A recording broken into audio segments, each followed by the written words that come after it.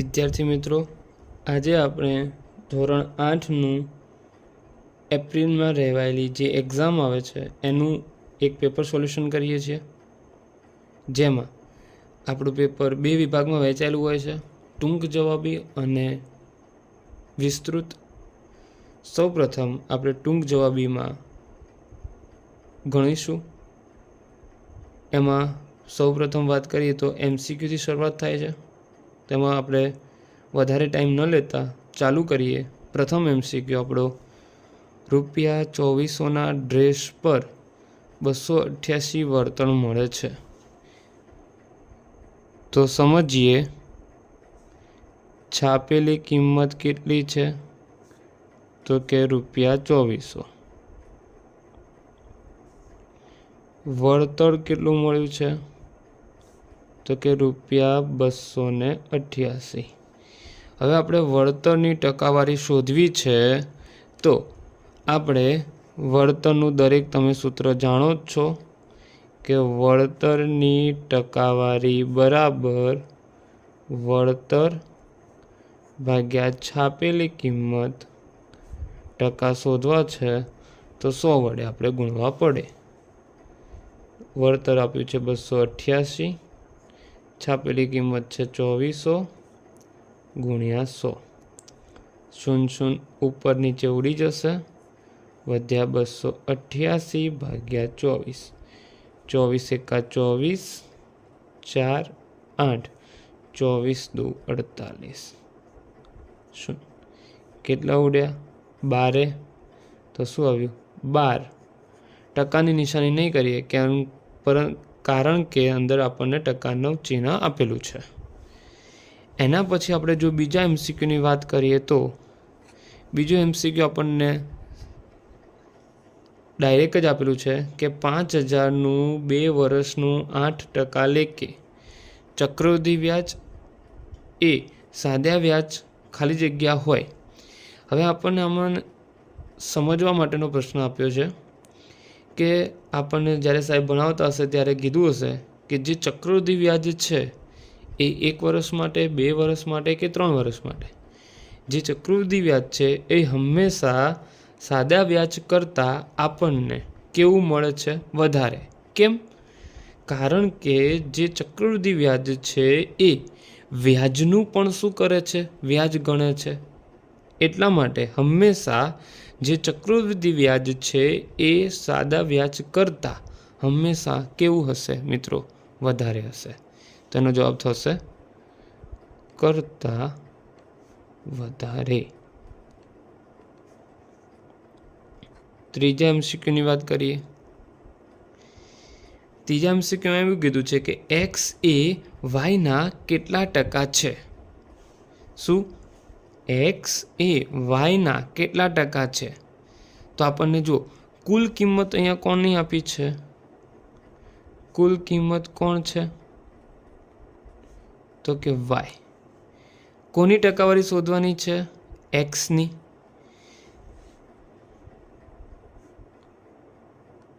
કોની ટકાવારી શોધવાની છે? તો કે ભાઈ xની. તો કે શું થશે મિત્રો? x કુલ કિંમત કેટલી હતી? y. અને ટકા શોધવા હોય તો 100 વડે શું કરવું પડે? ગુણવું પડે. તો એનું સૂત્ર થઈ જશે, આપણો જે જવાબ છે 100x/y. આગળ વાત કરીએ તો number 4, x² - y², y² - z² અને z² - x² નો સરવાળો કેટલો થાય? સરવાળો કરવાનો છે દરેક ટર્મમાં. x² - y² વત્તા y² - z² વત્તા z² - x². હવે તમે જોઈ શકો છો આ બંને વિરુદ્ધ ચિહ્નો છે, આ બંને વિરુદ્ધ ચિહ્નો છે અને આ બંને વિરુદ્ધ ચિહ્નો છે. તો તમામે તમામ શું થઈ શકે? એક પ્લસ, એક minus, minus plus, minus plus. તો આને દરેકની વેલ્યુ એક ચિહ્ન જુદા જુદા હોવાના કારણે બધું જ શું થઈ જશે? બાદ થઈ જશે. એટલે જવાબ શું આવશે? 0. તો આપણે અહીંયા ઓપ્શન થશે સી. આગળ વધીએ. 5મો રકમ છે -5x² y² z³ ઘાતનો સહગુણક. સહગુણક એટલે શું? તો એ સમજીએ. સહ એટલે સાથે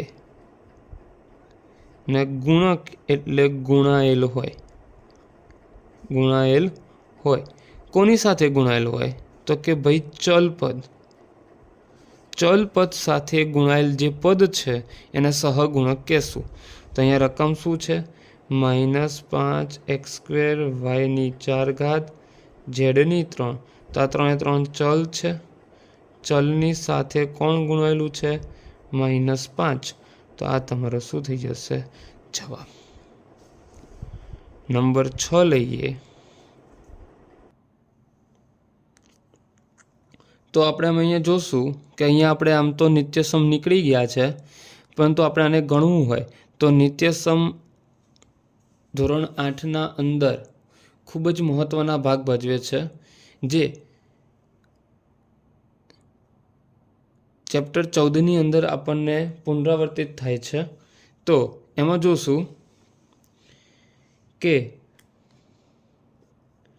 a² + 5 a² - 5.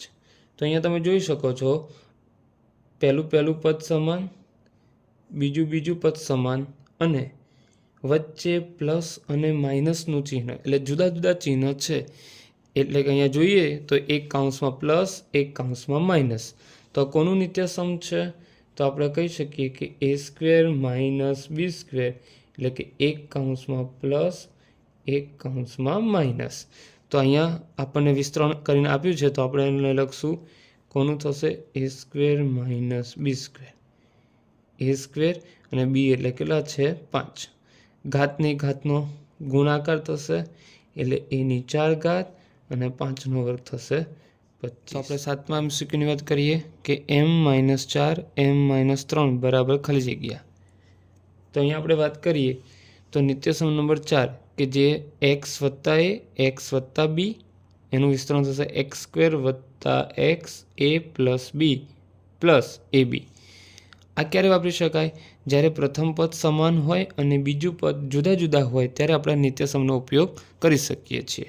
તો હવે વાત કરીએ તો કે અહીંયા સર નિત્યસમમાં પ્લસ છે, અહીંયા માઇનસ છે, તો કઈ રીતે? તો કશું વાંધો નહીં. આપણે શું કરશું? જો ધ્યાનથી કે જે આ માઇનસ છે એ ટર્મને આપણે અંદર સંખ્યા સાથે લઈ લઈએ. હવે થઈ ગયું ને, બંનેમાં પ્લસ. તો હવે આ જે માઇનસવાળું ટર્મ હતું એ જ આપણું આખું આ બીજું પદ થઈ જશે બંનેનું, જે હજી પણ જુદું જુદું છે. તો હવે આપણે નિત્યસમનો ઉપયોગ કરશું. પ્રથમ પદનો વર્ગ, પ્રથમ પદ, જુદા જુદા પદોનો સરવાળો અને એમનો ગુણાકાર. મૂકી દેશું m -4 + -3 -4 -3. એટલે શું થઈ જશે? m². m હું અહીંયા થોડું વિસ્તૃતમાં ડિટેલમાં સમજાવું છું, એટલે +- -3 4 × 12 અને માઇનસ શું થઈ જશે? પ્લસ m² પ્લસ સમાન ચિહ્ન છે, સરવાળો છે, એટલે 4 ને 3 7, પણ કેવા થશે? મોટી સંખ્યાનું ચિહ્ન, એટલે -7. m² + ગુણાકારમાં છે એટલે 7m + 12, જે આપણો શું થઈ જશે મિત્રો? જવાબ થઈ જશે. 8મા MCQની વાત કરીએ તો એક ચોરસ દિવાલ 88 સેમીની છે.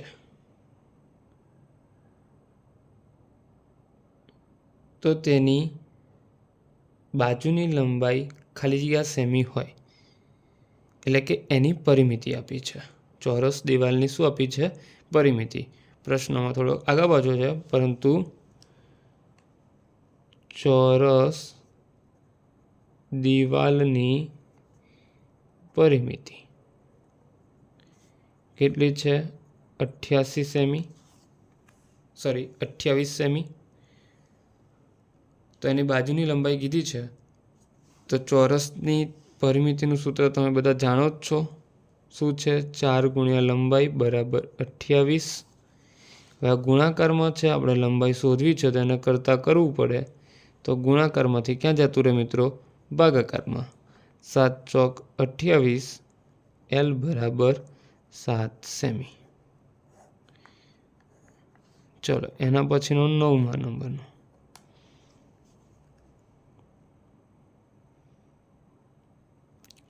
કે -3ની -1 એની પણ -1 અને એની પણ -1 આ રીતે છે.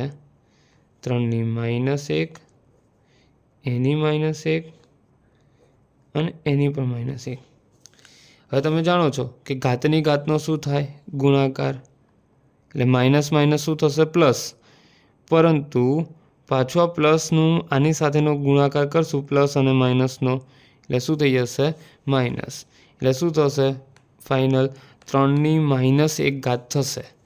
પરંતુ એવો અંદર ઓપ્શન છે આપણી પાસે, તો એ આપણો જવાબ થઈ જશે. પરંતુ મારે જો આને ફેરવવું હોય તો પણ હજુ હું ફેરવી શકું છું કે માઇનસ છે, કિંમત પ્લસ કરવા ક્યાં જઈ શકે છે મિત્રો? નીચે પણ જઈ શકે છે.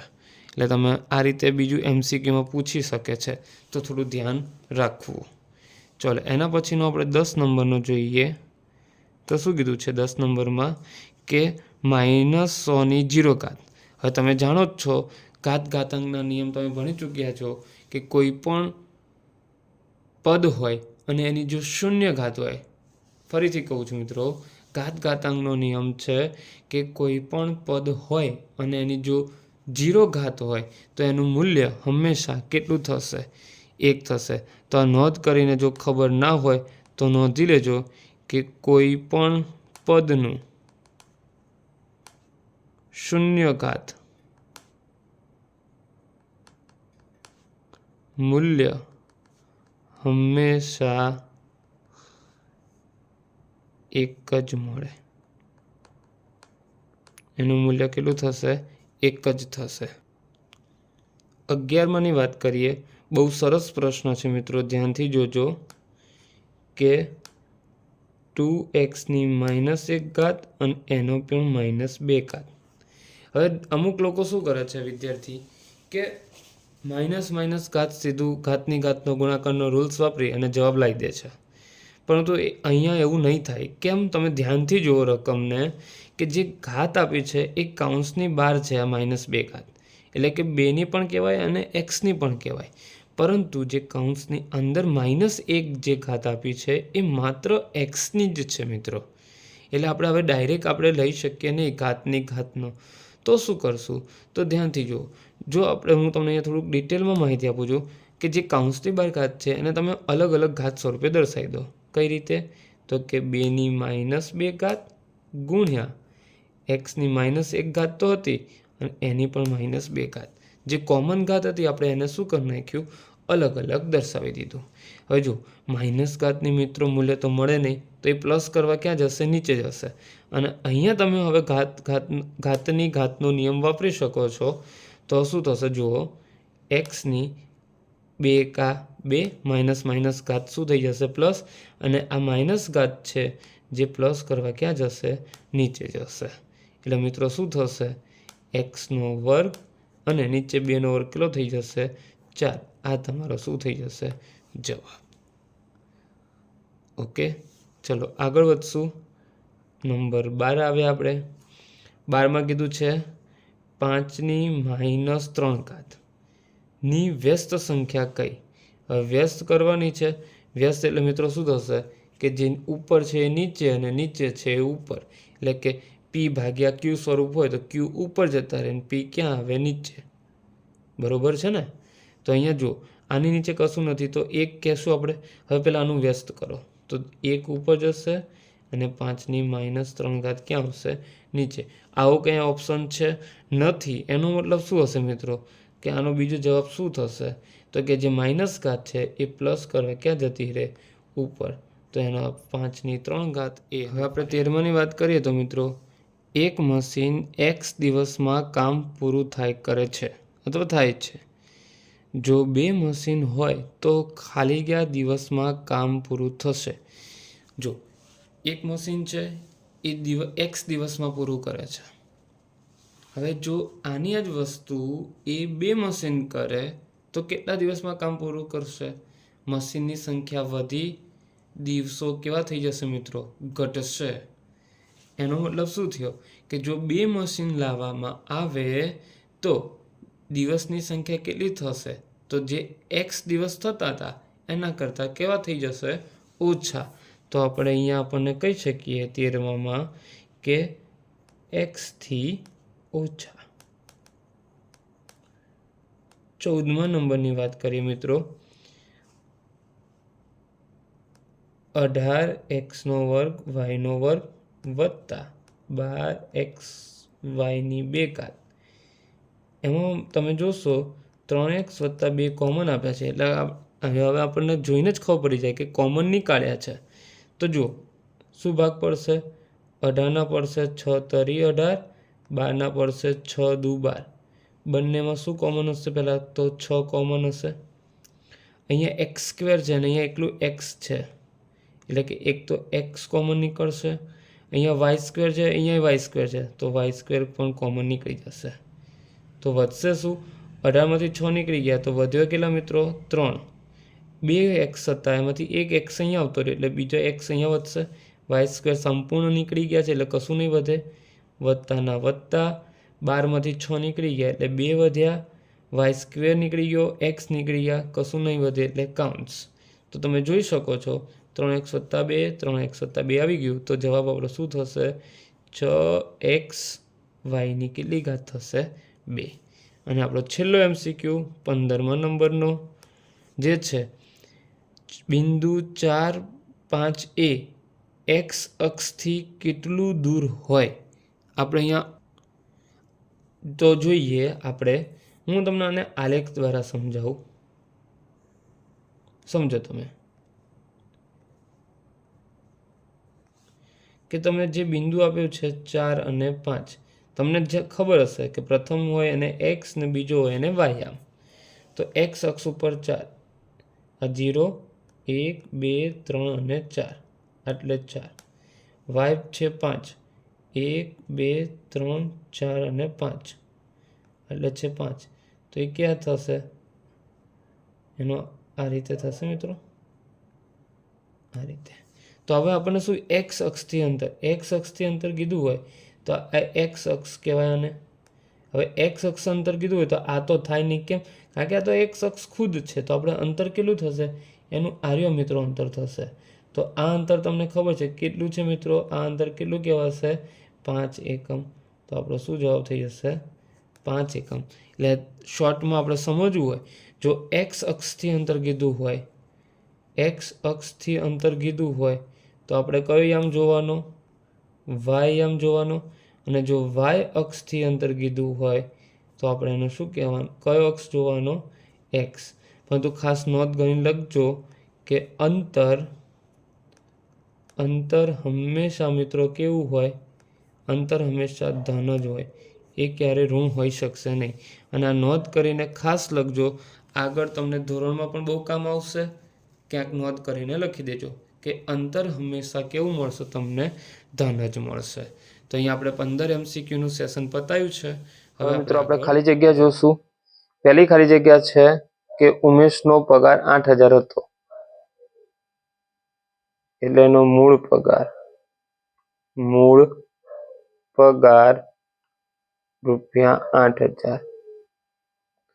વધીને 10000 થયો, એટલે કે નવો પગાર ₹10000 થયો. એટલે તમે જોઈ શકો છો પગારમાં શું થયો? વધારો. તો એની આપણે ટકાવારી શોધવાની છે. તો કે પગારમાં થયેલો વધારો બરાબર મોટામાંથી નાનું શું કરી દેવાનું? બાદ. એટલે કે મિત્રો કેટલો વધારો થયો? ₹2000નો વધારો થયો. હવે આપણે આની શું શોધવી છે? ટકાવારી. તો ટકાવારીનું સૂત્ર આપણે આગળ પણ જોઈ ચૂક્યા છીએ કે વધારો કોની સાપેક્ષે? તો કે મૂળ પગારની સાપેક્ષે. અને ટકા શોધવા છે તો 100 વડે ગુણવું પડશે. વધારો કેટલો હતો? 2000. મૂળ પગાર 8000 ગુણ્યા 100. જો મિત્રો 0 ઉડી ગઈ, 0 ઉડી ગયા, 0 ઉડી ગયા. 8ના ભાગ પડશે 4 દુ 8 એટલે 2 ઉપર નીચે ઉડી જશે. 100 છે એના ભાગ પડશે 25 ચોક 100, 4 ઉડી જશે. કેટલો જવાબ આવશે? 25%. બીજો મિત્રો એના જેવો ને જેવો છે, તમે જોશો એટલે તમને ખ્યાલ આવી જશે કે આ વર્ષનો વરસાદ 120 મીમી, સોરી ગત વર્ષનો વરસાદ 120 મીમી, ગત વર્ષનો વરસાદ 120 મીમી. હવે તમે જુઓ એના પછી આ વર્ષે વધારે છે એટલે ચાલુ વર્ષનો વરસાદ, ચાલુ વર્ષનો વરસાદ કેટલો છે? 90 મીમી. તો તમે જોઈ શકો છો વરસાદમાં શું થયો? ઘટાડો. આગળના આપણે ખાલી જગ્યામાં શું હતો? વધારો. અહીંયા વરસાદમાં શું થયો? ઘટાડો. તો વરસાદમાં થયેલો ઘટાડો એનો એ જ મોટામાંથી નાનું બાદ 30 મીમીનો ઘટાડો થયો મિત્રો. તો હવે આપણે એને શું શોધવાની છે? ટકાવારી. સૂત્ર ચેન્જ નહીં થાય. ઘટાડો ભાગ્યા મૂળ વરસાદ કેટલો હતો? મૂળ વરસાદ ગુણ્યા 100. ઘટાડો આવ્યો 30, મૂળ વરસાદ એટલે જે શરૂઆત જેની સાપેક્ષે લીધું હોય, કોની સાપેક્ષ? ગત વર્ષે 120 ગુણ્યા 100. 0 ઉડી જશે, 4 તરી 12, 3 ઉપર નીચે, અહીંયા 25 ચોક 100, 4 ઉડી જશે. 25% આપણો જવાબ આવશે. આગળ વધતા મિત્રો હવે જુઓ ત્રીજા નંબરની વાત કરીએ તો અહીંયા આપણને કોમન અવયવ નીકાળીને આપ્યા છે, તેનું આપણે વિસ્તરણ કરવાનું છે. નીચે પેપરમાં તમે જોઈ શકો છો MCQ પાછળ આપેલા જ છે, સોરી કાઉન્સમાં તમને જવાબ આપેલા છે, એના અનુસાર લાવવાનું રહેશે. તો વિસ્તરણ કરવાનું છે તો શું કરશું?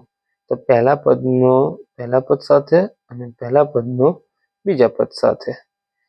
તો અચલ અચલ 3 દુ 6, અચલ સંખ્યાનો અચલ સંખ્યા સાથેનો ગુણાકાર અને ચલ સંખ્યાનો ચલ સંખ્યા સાથેનો ગુણાકાર.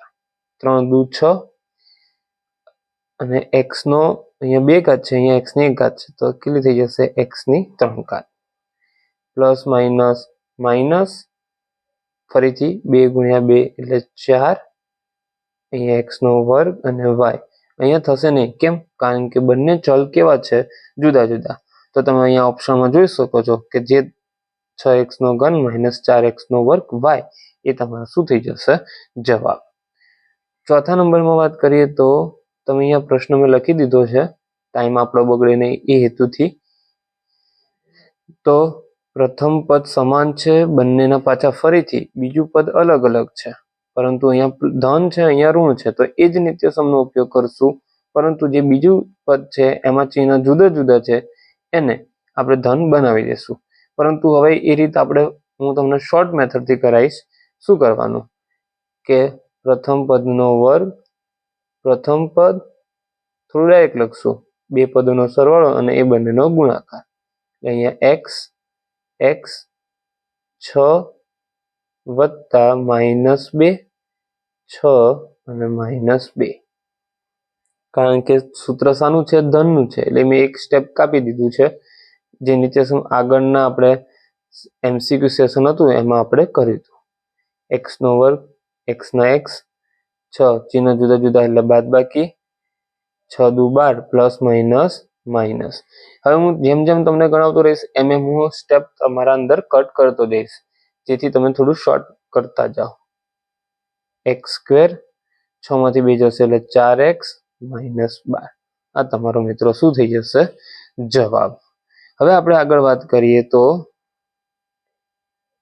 નંબર 5 કે 6 સેમી લંબાઈના સમબાજુ ચતુષ્કોણ. હવે સમબાજુ ચતુષ્કોણ છે તો નોંધ કરીને લખી દેજો, એની ચારે બાજુ કેવી હોય? સમાન. અને એની પરિમિતિ કીધું છે તો કે સમબાજુ ચતુષ્કોણની પરિમિતિનું સૂત્ર છે 4 ગુણ્યા લંબાઈ. કારણ કે સમબાજુ ચતુષ્કોણ હોય કે ચોરસ હોય, બંનેની જે બાજુઓ છે એ 4 એ 4 સમાન હોય, એટલે પરિમિતિના સૂત્રમાં કોઈ જ ફેર પડે નહીં. એટલે કે 4, લંબાઈ કેટલી છે 6, 6 ચોક 24 સેમી તમારે શું થઈ જશે મિત્રો? જવાબ. એના પછી આપણે 6 નંબર લઈએ તો કે લંબચોરસની પરિમિતિનું સૂત્ર.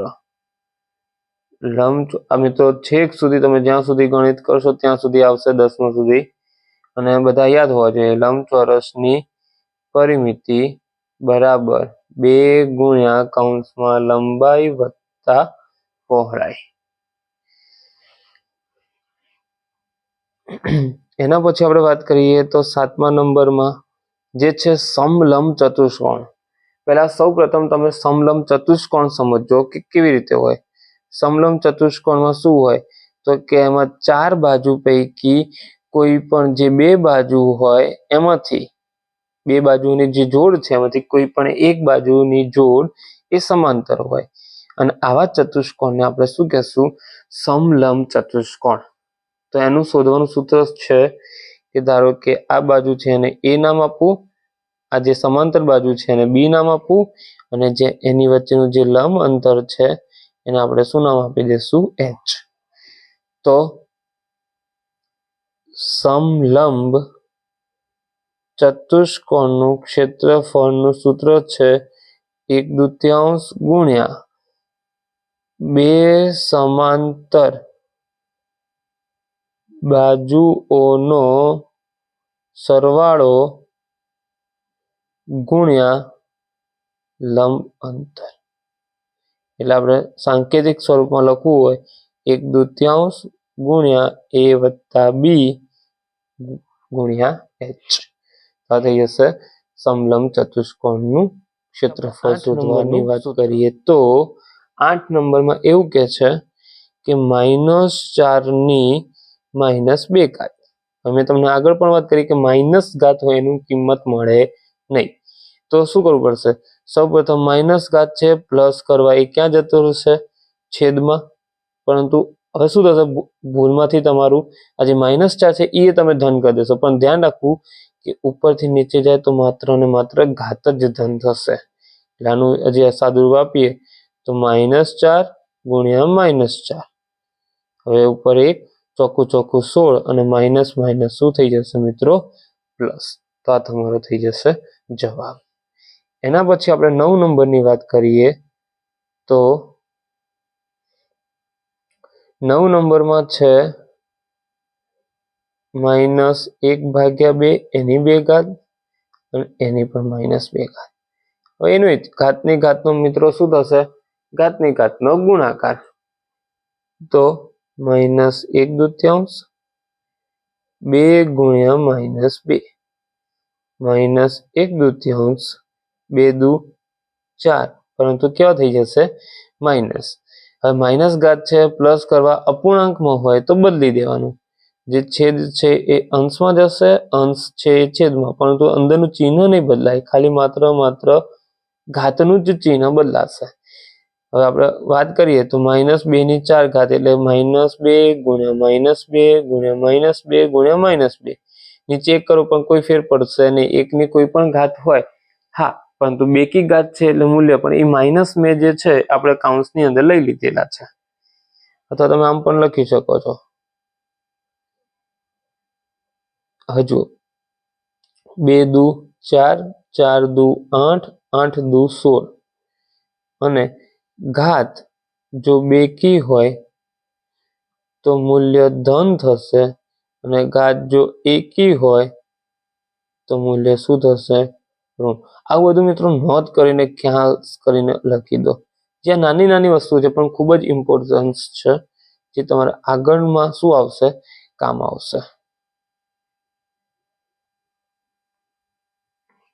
તો હવે મિત્રો આપણે આગળ વધશું. જો અહીંયા બંનેનો આધાર સરખો છે, વચ્ચે ભાગાકારની નિશાની, તો આપણને ઘાતાંકનું ચેપ્ટરનો નિયમ ખબર છે કે આધાર સરખો હોય, વચ્ચે ભાગાકારની નિશાની હોય તો ઘાતાંકોની શું થશે? બાદબાકી √3 ની 0 ઘાત, અને હમણાં જ આપણે આગળ નોંધ કરીને લખાયું હતું કે કોઈ પણ પદ હોય અને એની 0 ઘાત હોય તો મૂલ્ય કેટલું થશે? 1. 11મો નંબર. આગળ જોતા અહીંયા તમે જોશો કે a ની 2 ઘાત અને એની કૌંસ બાર -3 ઘાત. એ જ ચેપ્ટર ઘાતાંક, ઘાતની ઘાતનો શું થશે? ગુણાકાર થશે, તો થઈ જશે a ની -6 ઘાત. હવે આપણે આગળ જોઈએ તો 12મા નંબરમાં સમય મુજબ રેલવે સ્ટેશનને પાર્કિંગનો ચાર્જ ખાલી જગ્યા પ્રમાણમાં છે. ખાલી જગ્યા પ્રમાણ એટલે સમપ્રમાણ કે વ્યસ્ત પ્રમાણ? તો આપણે જોઈએ મિત્રો કે સમય વધે એમ આપણને જાણીએ છીએ, આ એક બેઝિક માહિતી છે કે જો કોઈ પણ પાર્ક કરેલું બાઇક હોય કે કાર હોય કે કોઈ પણ અન્ય સાધન છે, જો તમે એ પાર્કિંગ ચાર્જ ઉપર મૂકો છો તો જેટલો સમય લેશો એટલો તમારો પાર્કિંગ ચાર્જ શું થશે? વધશે. એટલે કે સમય વધવાની સાથે પાર્કિંગ ચાર્જ પણ વધે છે. એટલે કે વધવાની સાથે વધે અને જો ઘટવાની સાથે ઘટે તો એ હંમેશા શામાં હોય? તો કે સમપ્રમાણમાં હોય. ઓકે મિત્રો, મેં આગળ રકમ લખી દીધી છે 13માની અહીંયા, જે ઉપર, જેથી આપણો ટાઈમ બચે. તો 13મામાં એવું કીધું છે કે -100 ની 100 a ની 2 ઘાત, b ની 3 ઘાત અને c ની 4 ઘાત ભાગ્યા, એટલે હું છેદમાં લખી દઉં, 25abc. એટલે 25 ચોક 100 અહીંયા ડાયરેક્ટ તમે ઉડાડી શકો છો, એટલે કે -4 a ની 2 ઘાત, નીચેથી ઉપર ભાગાકારમાં જશે એટલે બાદબાકી, b ની 3 નીચેથી ઉપર જશે એટલે -1 ભાગાકારમાં, c ની 4 -1. અહીંયા પણ એક જ છે એટલા માટે શું થશે? -1. તો શું વધ્યું? -4, a ની 2 ઘાતમાંથી 1 જાય તો 1, 3માંથી 1 જાય તો 2 અને 4માંથી 1 જાય તો 3. આ તમારો શું થઈ જશે મિત્રો? જવાબ. એના પછી 14માની રકમ આપણે આગળ અહીંયા ઉપર પણ મેં લખી દીધી છે કે 49x² - 14x વત્તા 1 બરાબર ખાલી જગ્યાનો વર્ગ થાય. તો નિત્યસમ છે કોનું? a² - 2ab + b². કોનું નિત્યસમ છે? તો કે નિત્યસમ નંબર 2, a - b ના હોલ સ્ક્વેરનું. 49 કોનો છે? 7, x² ખુદ x છે અને 1 નો વર્ગ ખુદ a છે. એટલે આપણું આ a થઈ ગયું અને આપણું આ શું થઈ ગયું? b. એટલે બની ગયું મિત્રો 7x - 1 કૌંસ બાર વર્ગ. વર્ગ તો આપેલો છે એટલે અંદરનો 7x - 1 એ આપણે શું થઈ જશે? જવાબ. એના પછી 15મા નંબરની વાત કરીએ તો અહીંયા આપેલું છે કે 4a² b² -1.